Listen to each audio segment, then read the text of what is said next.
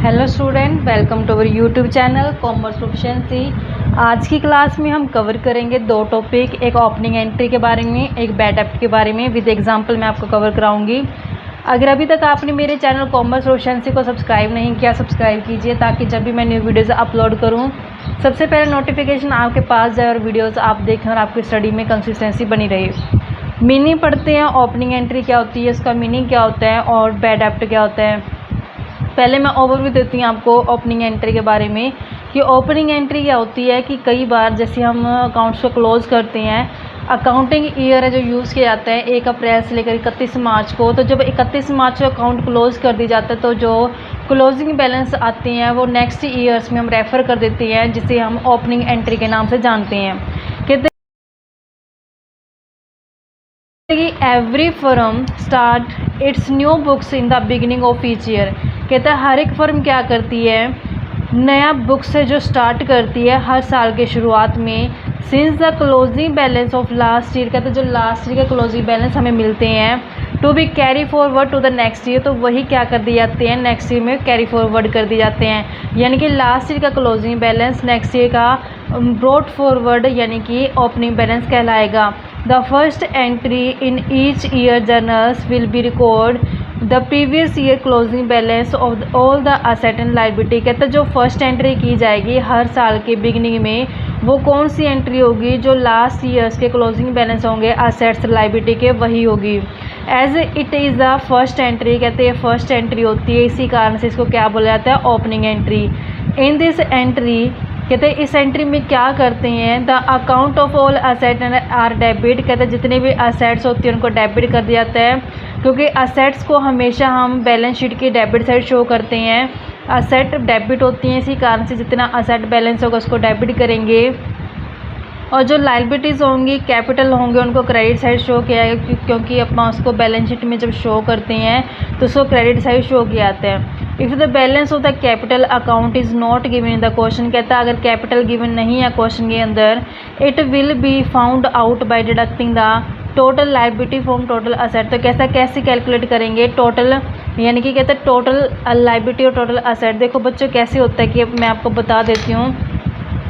जब मैंने आपको अकाउंटिंग इक्वेशन के बारे में बताया तो हम जानते हैं कि जो अकाउंटिंग इक्वेशन होती है वो कैसे अपन कैलकुलेट करते हैं। देखो बच्चों, जो अकाउंटिंग इक्वेशन के अंदर हम देखते हैं कि जो असेट्स होती है, असेट्स किसके कहलाती है, जितनी कैपिटल होती है, कैपिटल में जब हम प्लस कर देते हैं लायबिलिटी तो हमारे पास क्या आ जाती है, दोनों बैलेंस इक्वल आ जाते हैं। कहते हैं कि अगर क्वेश्चन में हमें क्या गिवन नहीं है, अगर कहता है क्वेश्चन के अंदर हमें कैपिटल गिवन नहीं है तो हम यहाँ से कैपिटल कैलकुलेट कर सकते हैं। कैपिटल चाहिए हमें, कैपिटल को साइड पे कर लेंगे तो हम कैसे कैलकुलेट कर सकते हैं, असेट्स। तो यहाँ से अगर माइनस कर देंगे लायबिलिटी तो मुझे क्या पता चल जाएगा, कैपिटल का बैलेंस पता चल जाएगा। तो इस तरीके से अपन कैपिटल का जो कैलकुलेट कर सकते हैं।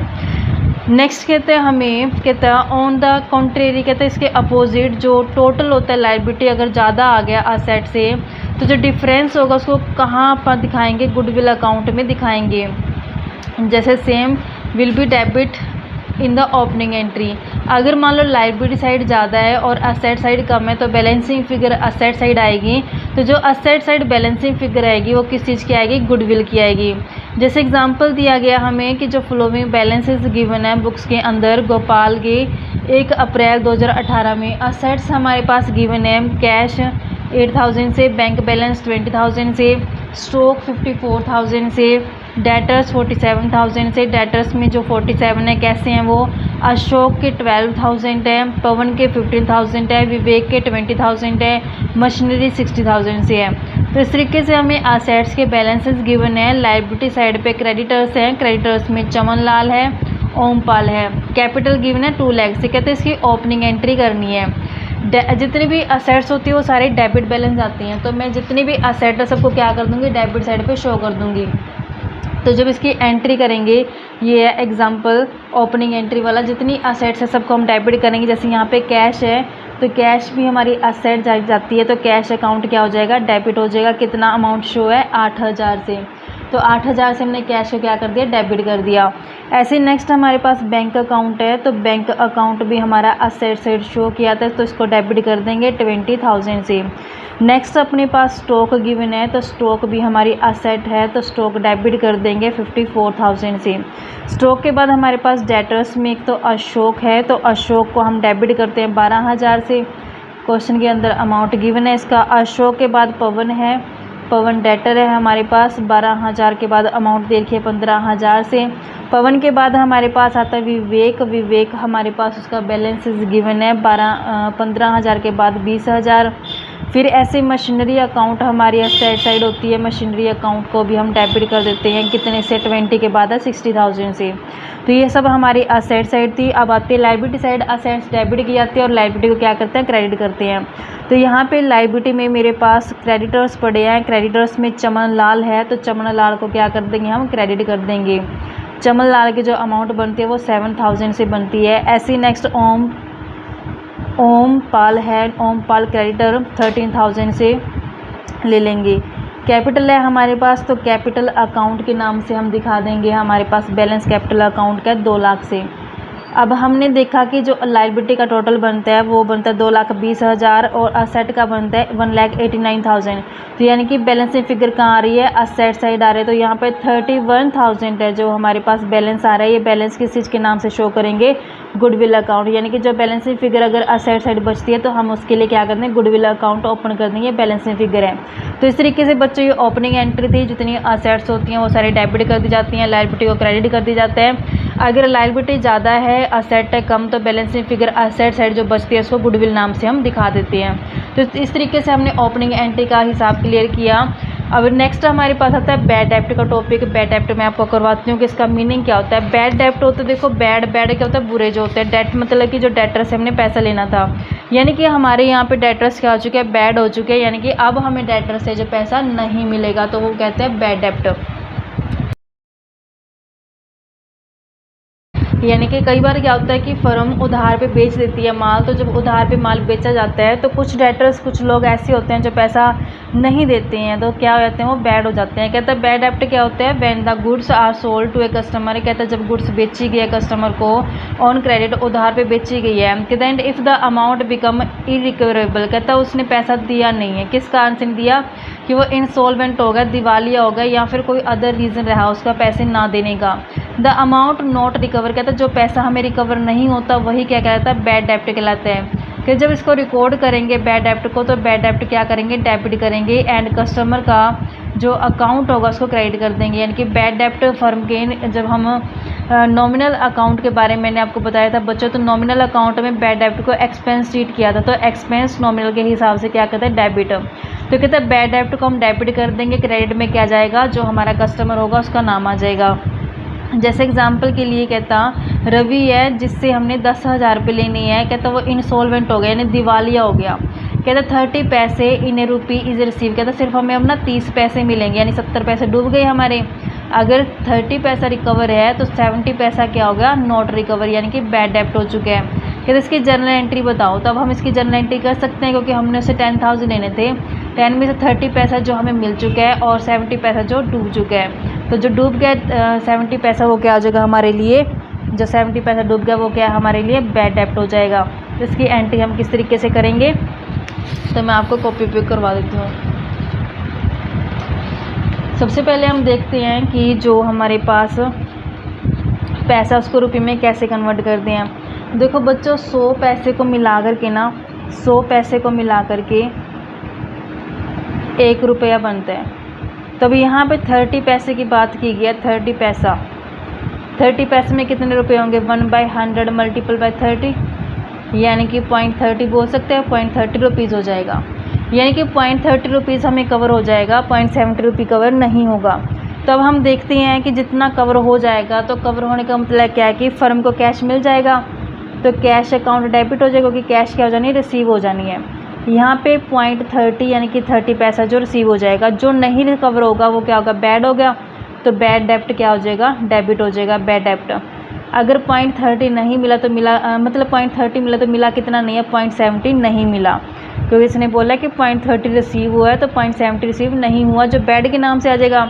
अब हमारे डेटर्स का नाम क्या है, कहते हैं डेटर्स है जो वो रवि है, तो 2 में रवि के नाम से दिखा देते हैं।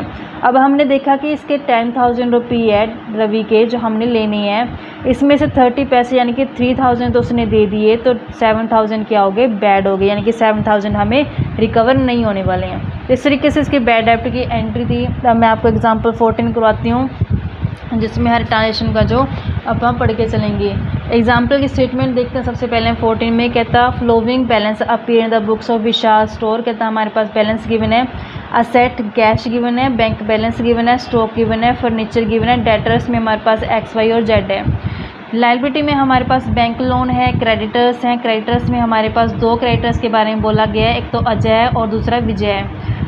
उसके बाद कहता हूँ और भी ट्रांजेक्शन किए गए हैं। सबसे पहले हम ओपनिंग एंट्री कर ले, क्योंकि जब भी हम बिगिनिंग करते हैं, स्टार्टिंग करते हैं नए साल की, तो उसमें जो बैलेंसेस होते हैं लास्ट ईयर के वही रेफ़र किए जाते हैं। तो हमारे लिए सबसे पहले कौन सी एंट्री की जाती है, ओपनिंग एंट्री की जाती है। तो ओपनिंग एंट्री में क्या होता है, जितने भी असेट्स होती हैं वो सब असेट्स को हम डेबिट कर देते हैं, और जो लायबिलिटी होती है उसको क्या कर देते हैं, क्रेडिट कर देते हैं।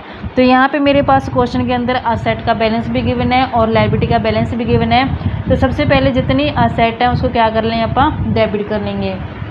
तो एंट्री किस तरीके से करेंगे हम इसकी, तो हम करते हैं एग्जाम्पल नंबर 14। सबसे पहले असेट्स में हमारे पास कैश गिवन है, बैंक गिवन है। तो ऐसे में आपको सारी ट्रांजेक्शन रिकॉर्ड कर लेते हैं। यहाँ पे आ जाएगा कैश अकाउंट डेबिट, क्योंकि कैश क्या असेट है। कितने से गिवन है, 15,000 से गिवन है। कैश के बाद बैंक गिवन है, बैंक अकाउंट डेबिट, बैंक का बैलेंस जो हमें गिवन है वो 5,000 से गिवन है। बैंक के बाद स्टॉक अकाउंट गिवन है, स्टॉक अकाउंट डेबिट हो जाएगा, क्योंकि स्टॉक भी क्या होती है, असेट होती है। स्टॉक हमें 40,000 से गिवन है। स्टॉक के बाद फर्नीचर गिवन है, फर्नीचर अकाउंट डेबिट हो जाएगा। फर्नीचर का जो अमाउंट दे रखा है हमें 40,000 के बाद अमाउंट है 3600। उसके बाद डेटर्स है हमारे पास एक्स वाई और जेड है, तो तीनों का हमारे पास बैलेंस गिवन है एक्स वाई जेड का। तो ये बनता है 6,000, 8,000 और 10,000 से ये बैलेंसेस गिवन है, ये डेटर्स के बैलेंस है। अब लायबिलिटी में मेरे पास गिवन है लोन। लोन क्या है, लोन फ्रॉम बैंक लायबिलिटी। तो लोन फ्रॉम बैंक को क्या कर देता है, क्रेडिट कर देते हैं, क्योंकि लायबिलिटी क्या की जाती है, क्रेडिट की जाती है 10,000 से। अब क्रेडिटर्स में मेरे पास एक तो अजय है और दूसरा विजय है। 2 में अजय और 2 में विजय। इनसे जो पैसा लेना है, पैसा देना है इनको, जो 5,000 और 7,500, क्योंकि लायबिलिटी पे की जाती है 5,000 7,500। अब हम देखते हैं कि असेट्स में से जब हम लायबिलिटी माइनस कर देते हैं तो हमारे पास क्या पता चलता है, कैपिटल, क्योंकि क्वेश्चन के अंदर हमें कैपिटल गिवन नहीं है। तो मैंने आपको बताया था कि कैपिटल कैसे कैलकुलेट की जाती है, जब हम असेट्स में से लायबिलिटी माइनस करते हैं, यानी कि ये असेट्स गिवन है, लायबिलिटी गिवन है। जब हम असेट्स में से लायबिलिटी माइनस करें तो मेरे पास क्या आ जाएगा, कैपिटल का बैलेंसिंग फिगर आ जाएगा। तो जब मैंने इसका असेट्स का टोटल किया और लायबिलिटी माइनस की तो अपने पास बन गया 65,100। क्या आ गई बच्चों, ये अपनी कैपिटल आ गई है। अभी ये तो थी ओपनिंग एंट्री। इसके बाद मेरे पास बहुत सारी ट्रांजेक्शन दी हैं जो पढ़ते हैं और उसको साथ के साथ पोस्ट करते हैं। नेक्स्ट एंट्री में मुझे बोला गया है, कहता कि बोट गुड्स फ्रॉम कैलाश। कहता कैलाश है उससे गुड्स खरीदी गई है, यानी कि परचेज़ किया गया है कैलाश से। तो अब हम देखते हैं बच्चों, में साथ के साथ इसकी पोस्टिंग करते जाऊंगी, जैसे यहाँ पे स्टेटमेंट है वैसे उसको यहाँ पे उतारते जाएंगे इस ट्रांजेक्शन को। कहते हैं boat goods from Kailash for 20,000। कहता है 20,000 की परचेज़ की गई है और उसमें ट्रेड डिस्काउंट है 10%। अब जानते हैं कि ट्रेड डिस्काउंट को ना जर्नल एंट्री नहीं की जाती, लेकिन जो अमाउंट होते हैं ना बच्चों, अमाउंट के अंदर इसको एडजस्ट कर दी जाता है, यानी कि जो अमाउंट होता है उसमें एडजस्ट कर देंगे, लेकिन ट्रेड डिस्काउंट को अलग से नहीं दिखाते, जैसे कैश डिस्काउंट दिखाए जाते हैं। कहते हैं कैश डिस्काउंट 2% है, लेकिन कहता है जो पे किया गया वो 60% अमाउंट इमीडिएटली पे किया गया। तो एक बात ध्यान रखना बच्चों, जो कैश डिस्काउंट मिलता है वो कैश पे मिलता है, उधार पे नहीं मिलता। जब हम कैश की पेमेंट करते हैं तभी हमें डिस्काउंट मिलता है, उधार पे हमें डिस्काउंट जो नहीं मिलता। तो अब देखते हैं कि बोट गुड्स कितने में परचेज़ की गई है। नॉमिनल अकाउंट के हिसाब से जो परचेज़ होती है, परचेज़ को हम क्या करके चलते हैं, डेबिट करके चलते हैं। तो एंट्री क्या हो जाएगी, परचेज़ अकाउंट डेबिट हो जाएगा। परचेज अकाउंट डेबिट कैसे करेंगे, हमने देखा कि 20,000 है जो ख़रीदारी की गई 20,000 में, लेकिन 10% ट्रेड डिस्काउंट है। 20,000 का जब हम 10% करेंगे तो 2,000 तो हमारा ट्रेड डिस्काउंट मिल गया। तो अभी हमारा कितना परचेज़ है 18,000 रुपये में, यानी कि खरीद के लेके आए हैं हम 18,000 की क्या होगी परचेज़ होगी है। उसके बाद इसने बोला है कि कैश डिस्काउंट है जो दिया गया है, मतलब जब हम पेमेंट करते तो हमें रिसीव होता है कैश डिस्काउंट। तो यहाँ पे टू डिस्काउंट रिसीव के नाम से हम ले लेते हैं कि डिस्काउंट है जो कितना रिसीव हुआ है, डिस्काउंट रिसीव के नाम से दिखा देंगे वो अमाउंट, और जितना पेमेंट किया जाएगा तो वो कैश अकाउंट के नाम से आ जाएगा, और जो कैश में पेमेंट नहीं किया जाएगा तो वहाँ पे उसका नाम आ जाएगा उधार वाले पर्सन, यानी कि यहाँ पे जैसे कैलाश है।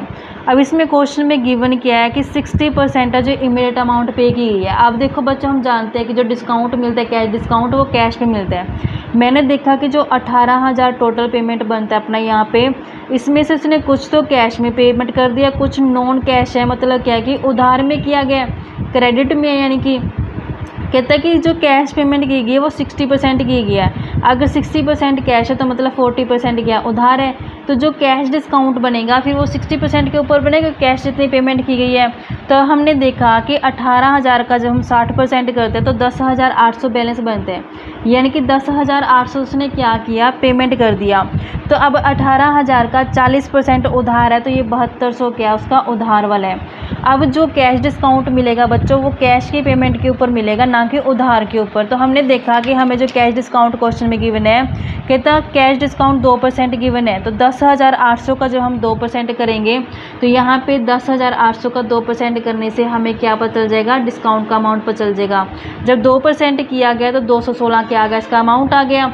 अब हमने देखा कि 10,800 पेमेंट करने थे, इसमें से 2% तो डिस्काउंट कट ही गया। तो 2% डिस्काउंट जो 216 बनता था माइनस करके इसमें से यानी कितना पेमेंट किया गया, 10,584 है जो पेमेंट कर दिया कैश में, यानी कि 10,584 क्या आ जाएगा कैश के आगे आ जाएगा।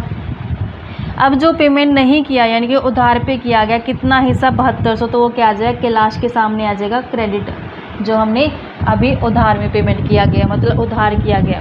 तो इस तरीके से बच्चों ये हिसाब था अपनी ट्रांजेक्शन का कि इसमें कुछ हिस्सा उधार था, कुछ क्या था कैश में था। आई होप कि आपको क्लियर हो गया होगा।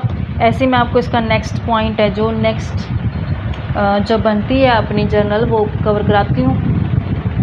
नेक्स्ट में कहा गया है, कहता sold goods to X for 9,000, कहते 9,000 में सेल की गई है, यानी कि गुड्स की ना सेल गिवन है मेरे पास यहाँ पे।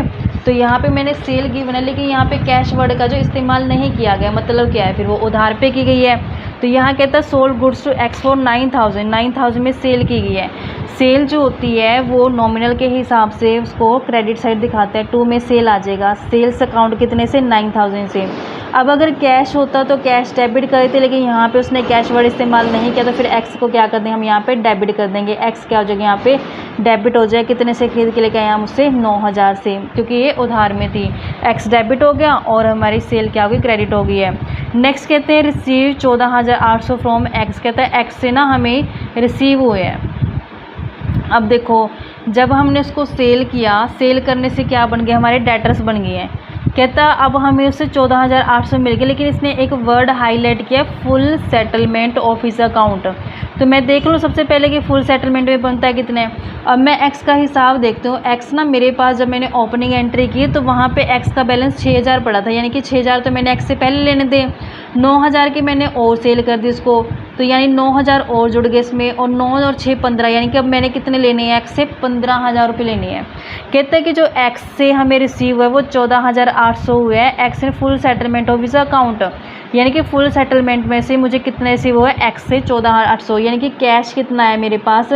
तो कैश जब आता है उसको डेबिट करते हैं। कैश आया 14,800 से, किससे आया ये एक्स से आया। तो एक्स से मैंने कितना लेना बनता था 15,000, यानी कि 15,000 में से जब मुझे 14,800 मिला है तो फिर मैंने 200 क्या कर दिया होगा डिस्काउंट दे दिया होगा।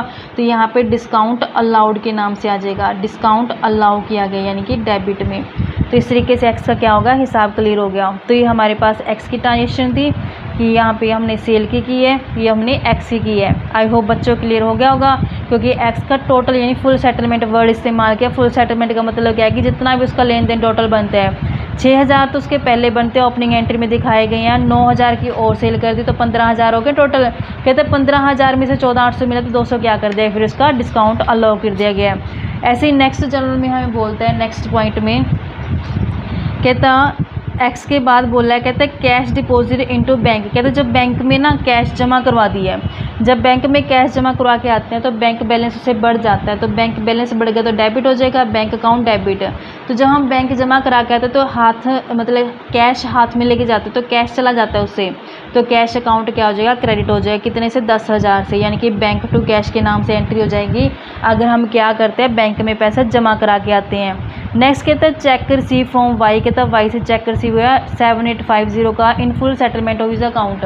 यहाँ पे भी वर्ड जो इस्तेमाल किया गया वो किया गया फुल सेटलमेंट। फुल सेटलमेंट का मतलब है कि जितना उससे टोटल लेना था ना, उस टोटल में से हमें अमाउंट है जो रिसीव हुआ उसका, तो मुझे ना पहले इसका फुल सेटलमेंट देखना पड़ेगा कि फुल सेटलमेंट जो बनता कितना है, फिर उस हिसाब से क्या कर देंगे, इसकी एंट्री कर देंगे।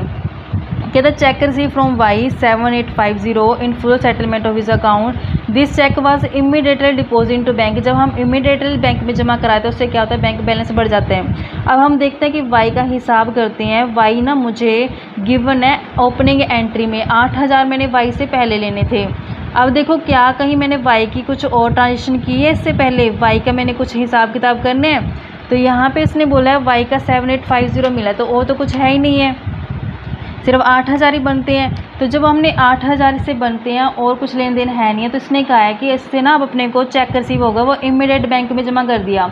जब हम इमीडिएट बैंक में जमा करके आते तो हमारी एंट्री क्या होती है, बैंक बैलेंस डेबिट हो जाता है। कितने का चेक मिला है, 7850। अब मैं देखती हूँ कि वाई से जो डेटर है मेरा लेने कितने थे, वाई से मैंने 8,000 लेने थे, तो देखो 8,000 लेने थे, 7850 मिला है, तो 150 रुपये का क्या हो गया, डिस्काउंट अलाउ कर दिया गया है। तो यहाँ पे डिस्काउंट अलाउ क्या हो जाएगा, अपना डेबिट हो जाएगा। तो इस तरीके से ये एंट्री थी, वाई से 8,000 लेना था, वाई तो अपना देखो डेटर था, जब कैंसिल करेंगे तो क्रेडिट साइड चला जाएगा ये, क्योंकि डेटर्स को हम असेट साइड शो करते हैं, असेट का बैलेंस होता है डेबिट। जब इससे हमें रिसीवमेंट होता है तो इसका बैलेंस पलट जाता है, तो क्या हुआ, क्रेडिट हो गया। जब उससे पैसा मिला वो इमीडिएट बैंक में जमा कर दिया, इसी कारण से बैंक अकाउंट यहाँ डेबिट किया गया है। अगर इमीडिएट बैंक में जमा ना करते, चेक के थ्रू पेमेंट रिसीव होता तो चेक इन हैंड के नाम से दिखा देते। यहाँ पे उसने कहा कि इमीडिएट जिस दिन पैसा रिसीव हुआ उसी दिन क्या कर दिया, बैंक में जमा कर दिया। तो सेम डे जब हम बैंक में जमा करा देते हैं तो बैंक अकाउंट डेबिट हो जाता है। 8,000 में से 7850 में तो 150 क्या होगा, उसको डिस्काउंट दे दिया गया है। आई होप कि आपको क्लियर हो गया बच्चों। वाई के बाद हमारे पास नेक्स्ट करते हैं, वाई के बाद हमारे पास ट्रांजेक्शन बनती है, कहते हैं receive a cheque from Z. यहाँ पे चेक ना जेड से रिसीव हुआ, यहाँ पे फुल सेटलमेंट वर्ड इस्तेमाल नहीं किया तो सीधा हमें चेक ले लेते हैं। अब देखो ये जो चेक रिसीव हुआ है ये बैंक में जमा नहीं कराएगा, मतलब चेक इन हैंड है, तो हम क्या कर दें, इसको चेक इन हैंड के नाम से दिखा देंगे। चेक इन हैंड डेबिट हो जाएगा, किससे मिला ये हमें, जेड से मिला, तो टू में जेड के नाम से 2,000 क्या हो गए, इससे रिसीव हो गया, तो 2,000 हमने क्या कर दिया, इससे रिसीव में दिखा दिया। क्या cheque receive from Z deposit to bank है, तो जो ये चेक मिला था इसको मैंने बैंक में जमा करा दिया। तो जब हम बैंक में जमा करा के आएंगे तो बैंक बैलेंस क्या हो जाएगा, बढ़ जाएगा, तो बैंक क्या हो जाएगी, डेबिट हो जाएगी। बैंक अकाउंट को हम कर देंगे डेबिट, लेकिन जो बैंक में जमा कराया क्या कराई, यही चेक की है, तो मैं इस चेक को हटा देती हूँ, तो यहाँ पे डेबिट से क्या हो जाएगा, क्रेडिट हो जाएगा। टू में चेक इन हैंड के नाम से, चेक इन हैंड के नाम से, क्योंकि अब ये मैं कहाँ जमा करा के आ रही हूँ, बैंक में, तो 2,000 रुपये अमाउंट मैंने बैंक में जमा करवा दी है। नेक्स्ट कहता है चेक रिसीव फ्रॉम वाई। कहता है जो वाई से चेक रिसीव हुआ था वो डिसऑनर हो गया। अब देखो वाई से जो चेक था ये वाला था, हमने एंट्री की थी वाई के, अब जब डिसऑनर हो जाता है ना तो ये एंट्री रिवर्स हो जाती है। जैसे वाई यहाँ पे क्रेडिट है डेबिट में हो जाएगा, और ऐसे जो डेबिट है वो क्रेडिट में हो जाएगा। तो हम एंट्री क्या करेंगे, वाई को डेबिट कर देंगे, क्योंकि डिसऑनर का मतलब है खाली होगा चेक, तो वाई क्रेडिट, तो वाई को डेबिट कर देंगे। 8,000 से अमाउंट जितना जिसके सामने वो सेम ही जाएगा। बैंक डेबिट है तो बैंक मैंने क्या कर दें, यहाँ पे क्रेडिट कर देना है 7850 से। डिस्काउंट अलो डेबिट, तो यहाँ पे डिस्काउंट अलो क्या हो जाएगा, क्रेडिट हो जाएगा 150 से। तो इस तरीके से अपन ने जो डिसऑनर होगा चेक उसको क्या कर दिया, रिवर्स एंट्री में दिखा दिया। अब नेक्स्ट हमें बोला है कि डिसऑनर के बाद कहता है कैश सेल की गई है 15,000, out of this amount 12,000 deposit into bank. कहता है 15,000 टोटल सेल किया था, उसमें से 12,000 तो बैंक में जमा करा दिए, और जो बैंक में जमा कराए उससे बैंक बैलेंस बढ़ गया होगा, तो बैंक अकाउंट क्या कर देंगे, हम डेबिट कर देंगे। कितना बैंक में जमा करवा के आए हैं, कहता 12,000 जमा करा दिया। अब सेल है जो नॉमिनल के हिसाब से हम क्रेडिट कर देते हैं, टू में सेल जाएगा। सेल्स कहता है टोटल 15 की गई है, अब 12 तो उसने बैंक में जमा करा दिया, तो बाकी जो 3,000 रहेगा वो कैश में ले लिया होगा। तो कैश अकाउंट डेबिट कितने से हो गया हमारे पास, 3,000 से, यानी कि 12,000 तो बैंक में जमा कर दिया और 3,000 का क्या होगा, कैश हो गया, और टोटल 15,000 की क्या होगी, अपनी सेल हो गई है। इस तरीके से हमने सेल का हिसाब कर दिया। अब नेक्स्ट हमारे पास जर्नल बनती है गिवन अपनी एडजस्टमेंट। कहता सेल के बाद कहता कि amount due to Ajay paid by cheque. कहता जितना अमाउंट ड्यू बनता था अजय के उसको चेक के द्वारा दे दिया। अजय ना हमने जब ओपनिंग एंट्री की थी बच्चों, तो अजय हमारे लिए क्या था, क्रेडिटर था। अब क्रेडिटर्स को पेमेंट दी गई है तो अजय यहाँ पे रिसीव करे, लेकिन चेक के थ्रू की गई है तो बैंक जाएगा। तो यहाँ पे अजय जब रिसीव करेगा तो अजय डेबिट हो जाएगा। जब चेक के थ्रू पेमेंट की जाती है तो यानी कि बैंक अकाउंट क्या होता है उससे कम हो जाता है। अब हमने देखा कि अजय को जो पेमेंट की गया, अजय का कितना बनता था, 5000 बनता था। तो 5000 क्या कर दें उसकी पेमेंट कर देंगे। यहाँ पे 5000 क्या कर दी गई, अजय को पेमेंट कर दी गई है। नेक्स्ट कहते हैं कि हमें ओल्ड न्यूज़पेपर सेल कर दिया 50 रुपये में। जब ओल्ड न्यूज़पेपर छोटी मोटी चीज़ें बेचते हैं ना बच्चों, तो मिसलेनियस इनकम के नाम से हम दिखाते होते हैं। यानी कि मिसलेनियस इनकम से जब हम दिखाएंगे तो कहते हैं तो ओल्ड न्यूज़पेपर बेचा है और एक ओल्ड फर्नीचर बेचा है। जब बेचेंगे तो उससे कैश आया होगा, तो जब कैश आएगा तो कैश अकाउंट क्या किया होगा, डेबिट क्या होगा, कैश अकाउंट डेबिट। जो छोटी मोटी चीज़ के बेच के मिलता है वो आते हैं मिसलेनियस इनकम के नाम से। मिसलेनियस इनकम के नाम से न्यूज़पेपर से कहता है 50 रुपये मिले हैं, और जो फर्नीचर बेचा वो फर्नीचर के नाम से दिखा देंगे हम। कहता है फर्नीचर को बेचे कितना होगा 750, तो टोटल 800 रुपये क्या हो गया इसकी कैश हमें रिसीव हो गया। 800 रुपये क्या आ गई, कैश आ गई है। तो इस तरीके से हमने देखा कि छोटी मोटी चीज़ें बेच के जो आया हमारे पास वो मिसलेनियस, जो फर्नीचर है वो फर्नीचर के नाम से दिखा दिया गया। नेक्स्ट कहते हैं जेड है जो इंसॉल्वेंट हो चुके हैं। देखो जेड कौन है हमारे लिए, ये ओपनिंग एंट्री में डेटर्स पड़े हैं। कहते हैं ये दिवालिया हो गया। कहता है 40 पैसे in rupee could be received from his estate by cheque which is deposit into bank. कहते हैं सिर्फ हमें इससे 40 पैसा ही मिलेगा और जो हमने क्या कर देना बैंक में जमा कर देना है। अब हमने देखा कि जो जेड है, जेड से हमने ना पहले चेक रिसीव हुआ था अप्रैल 10 को 2000 का। अब हमने देखा कि जेड से 10,000 लेने थे, 2000 तो उसने हमें पहले दे दिए है, तो 8000 लेने बनते हैं। 8000 में कहता है कि जो पेमेंट कर दी ना उसने 40 पैसा तो क्या कर दिया, यानी कि रिकवर हो चुके हैं। तो 0.60 पैसा क्या हुआ, नहीं रिकवर हुआ। तो ये क्या हो चुका है हमारे लिए बैड डेप्ट हो गया, क्योंकि बैड डेप्ट हो गया ना, क्योंकि रिकवर नहीं हुआ। तो अब कहते हैं कि जो जेड इंसॉल्वेंट हो गया, 40 पैसे रुपये रिसीव हो गए हैं उससे, जो उसकी स्टेट वगैरह थी बेच के, और कहते हैं ये डिपॉजिट कर दिया बैंक में। तो जब बैंक में जमा कर दिया गया होगा तो बैंक बैलेंस इससे बढ़ गया होगा, तो एंट्री क्या की होगी, तो बैंक बैलेंस बढ़ गया, तो बैंक अकाउंट क्या कर देंगे, डेबिट कर देंगे। अब हमने देखा कि 8000 उससे लेना था, 0.40 के हिसाब से उससे मिल चुका है, तो यानी कि 3200 रुपया क्या कर दिया हमने बैंक में जमा कर दिया। अब हम देखते हैं कि जेड से लेना कितना था, तो जेड से हमने देखा यहाँ पे 10 में 2 तो पहले दे चुका है, वो 8 बनता है, तो 8000 हमने मतलब उससे लेना है। अब हमने देखा कि 8000 में 3200 जो मिल चुका है, बाकी पैसा अब नहीं मिलेगा, तो क्या आ जाएगा, बैड डेप्ट के नाम से आ जाएगा, यानी कि डेटर्स क्या हो चुके हैं, बैड हो चुके हैं। कितना, 8000 का 0.60 पैसा, तो हमारे पास 4800 अब हमें रिकवर नहीं होंगे। तो इस तरीके से हमने जेड का हिसाब कर दिया। नेक्स्ट में कहता है जेड के बाद कहता है purchase goods from Gopal and paid by cheque. कहता है परचेज़ की गई थी गोपाल से, लेकिन जो पेमेंट है वो चेक के थ्रू की गई है। तो जब परचेज़ करते हैं नॉमिनल के हिसाब से, जो परचेज़ होती है बच्चों उसको डेबिट करते हैं, एक्सपेंस माना गया नॉमिनल में इसको। तो परचेज़ अकाउंट डेबिट किया है, जब इसको चेक के थ्रू पेमेंट की जाती है तो 2 में बैंक, यानी कि क्या चला गया, बैंक चला गया, क्योंकि बैंक के थ्रू पेमेंट की गई है 8000 से और ये 8000 से। अब परचेज गुड्स गोपाल के बाद कहता है sold half of the above good. कहता है जो ये ऊपर वाली गुड्स है ना, कहता है इसका हाफ है जो बेच दिया गया चंद्रकांत को 30% कॉस्ट पे, मतलब प्रॉफिट ऐड कर दिया। हमने देखा कि कॉस्ट, इसकी कॉस्ट, इसका हाफ यानी कि 8000 का हाफ कितना बनेगा, 4000 बनेगा। कहते हैं इसके कॉस्ट में कितना प्रॉफिट ऐड कर दिया, 30% प्रॉफिट ऐड कर दिया। तो ऐड कर देंगे 30% प्रॉफिट इसमें जोड़ दिया, 4×3=12, तो यानी कि 1200 प्रॉफिट जोड़ के कितने में बेच दिया, 5200 में बेच दिया। तो इसने हमें ये नहीं बोला कि कैश में बेचा, इसने नाम बोल दिया। कहता है sold half of the goods, कहता है ये चंद्रकांत को प्रॉफिट बेच दी गई है। मतलब जब सेल की होगी तो फिर कैश तो आया नहीं होगा, तो उधार है, तो यहाँ पे फिर उसका नाम आ जाएगा चंद्रकांत। तो चंद्रकांत डेबिट हो जाएगा, सेल को क्या करते होते हैं, क्रेडिट करते होते हैं। 2 में सेल अकाउंट क्या हो जाए, क्रेडिट कितने में बेच दिया इसको, 5200 में, 5200 में। तो इस तरीके से इसकी एंट्री हो जाएगी, क्योंकि यही ऊपर वाले जो हाफ गुड्स है उसको प्रॉफिट ऐड करके बेचा गया है, लेकिन उधार पे बेचा गया है। कहता है proprietor withdraw for private use. कहता है प्रोप्राइटर ने पैसा निकाल लिया अपने प्राइवेट यूज़ के लिए, यानी ड्राइंग की है। 2000 तो ऑफिस से निकाल के ले गया, 3000 वो बैंक से निकाल के ले गया। तो टोटल ड्राइंग कितनी की ले गया, कहता है देखो ड्राइंग कितना पैसा लेगा, ड्राइंग जो उसने ऑफिस से ले गया मतलब कैश ले गया वो कैश अकाउंट के तो ऑफिस से तो 2000 ले गया, और जो बैंक से लेके गया 2 में बैंक के नाम से आ जाएगा वो 5000, 3000 का तो वो बैंक से ले गया। टोटल कितना ड्राइंग करके ले गया वो 5000 की क्या कर ली उसने ड्राइंग कर ली, क्योंकि 2000 जो ऑफिस से ले गया वो कैश के नाम से, जो बैंक से निकलवा ली उसने बैंक के नाम से कर देंगे, क्योंकि बैंक बैलेंस कम हो गया और कैश बैलेंस कम हो गया। नेक्स्ट कहते हैं हमारे पास जर्नल जो करनी है, कहता paid salary to Motilal by cheque. तो यहाँ पे चेक के थ्रू मोतीलाल को सैलरी पे की गई है। नेक्स्ट रेंट है जो वो भी चेक के थ्रू पे किया गया है। तो हमने देखा कि मोतीलाल को जो सैलरी पे की गई है, सैलरी एक्सपेंस होता है, रेंट पे गए, रेंट भी क्या होता है एक्सपेंस होता है। तो एक्सपेंस को नॉमिनल में हम क्या करते हैं डेबिट करते हैं, तो सैलरी भी डेबिट हो जाएगी, तो सैलरी अकाउंट को डेबिट कर देंगे। ऐसे ही रेंट जो पे किया गया है रेंट भी क्या हो जाएगा, रेंट अकाउंट भी डेबिट हो जाएगा। कहते हैं ये 2000 की तो सैलरी पे की गई है और 1500 की क्या की गई है उसको रेंट। तो यहाँ पे चेक के थ्रू जो पेमेंट किया था तो बैंक बैलेंस से कम हो जाता है, ट्रू में बैंक के नाम से दिखा देंगे। तो हमारे पास 3500 रुपये क्या हो गए इससे चले गए हैं।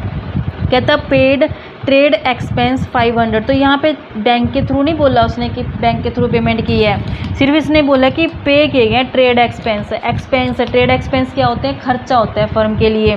तो खर्चे को नॉमिनल के हिसाब से हम क्या करते होते हैं डेबिट करते होते हैं। तो एंट्री क्या हो जाएगी, जो ट्रेड एक्सपेंस है उसने डेबिट हो जाना है। तो यहाँ पे सिंपल ये बोला कि पे किए गए हैं, तो पे किए गए तो मतलब कैश इससे क्या होगा चला गया होगा, टू में कैश अकाउंट के नाम से 500 चले जाएंगे।